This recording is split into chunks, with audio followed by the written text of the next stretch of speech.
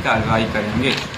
अगर मान लीजिए कोई रैयत अपने बहन को या बेटी को अधिकार नहीं देना चाहते, चाहे वो सहमति से लेना नहीं चाहती है, तो उसको कैसे मतलब ही किया जाएगा? वो मजिस्ट्रेट के समक्ष बजदावा लेंगे या एनओसी प्राप्त करेंगे या स्टाम्प पेपर पे केवल सिग्नेचर कराकर सहमति पत्र दे सकते हैं?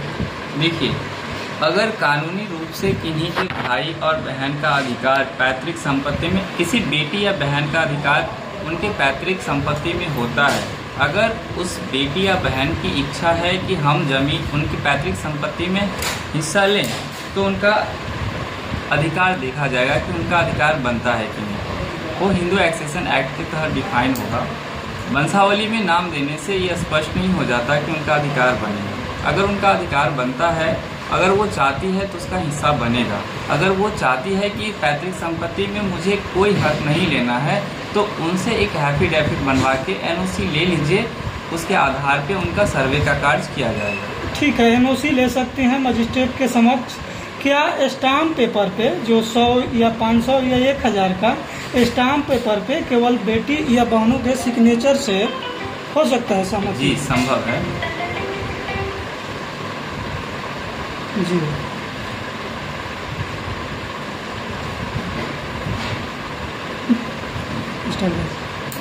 जो बुआ या बहन का मृत्यु हो गया, उसका नाम डालना है अथवा नहीं, या उसके लड़के का भी नाम डालना होगा। मान लीजिए किसी के पिताजी या दादाजी गुजर गए हैं, उनके भी बहन है या हमारी भी बुआ है, अगर वो एक्सपायर हो गए तो क्या उनके लड़कों का भी नाम डालना पड़ेगा वंशावली में? सर, इनमें मेरी तरफ से कोई बाध्यता नहीं है। मैंने पहले ही स्पष्ट कर दिया हूँ कि आपके द्वारा जो प्रस्तुत वंशावली है उसको मैं एक बार आम सभा में पारित करूँगा, और वो पारित हो जाता है तो मान्य है। चाहे आप नाम दे चाहे न दे, उसकी हमारी तरफ से कोई बाध्यता नहीं। जिसका मृत्यु हो गया है उसका नाम डालना है वंशावली में या नहीं?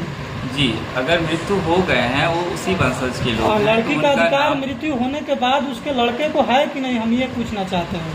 अगर किन्हीं का मृत्यु हो गया है, अगर वो उसी वंशज के हैं, तो उनमें उनका नाम लिखिए, दर्ज कीजिए और उसमें अंडर ब्रैकेट करके मृत कर दीजिए। और जिस ईस्वी मान लीजिए सर, किसी रैयत का सीएस खतियान में वंशावली के अनुसार अंश ठीक है तथा वर्तमान आरएस खतियान में वंशावली के विपरीत स्थिति में एक भाई का ज़्यादा अंश तथा किसी एक भाई के कम अंश कर दिया गया है, तो उसका निराकरण कैसे किया जाएगा?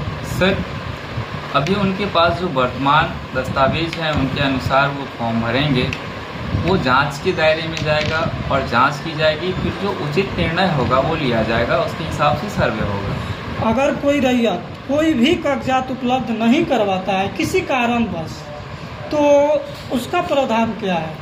सर, उनमें उनका भी सर्वे किया जाएगा।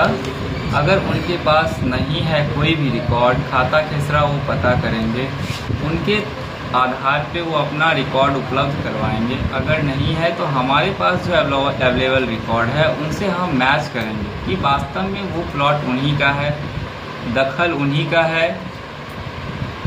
ये सारा चीज़ वेरिफिकेशन करने के बाद हम ये आश्वस्त हो लेंगे कि क्या वो प्लॉट उन्हीं का है, तो हम उनके नाम से खाता खोलेंगे। वसीयत, दान पत्र, गोद लिया गया या पंचनामा द्वारा प्राप्त किया गया जमीन, जो वसीयत होता है एक ऐसे ही स्टाम्प पेपर पे पंचनामा द्वारा भी बनता है, एक रजिस्टर्ड बनता है। आप कौन सा पंचनामा को वैलिड मानते हैं, वसीयत को वैलिड मानते हैं? सर, वसीयतनामा जो होता है वो जब तक प्रोवेट नहीं होगा न्यायालय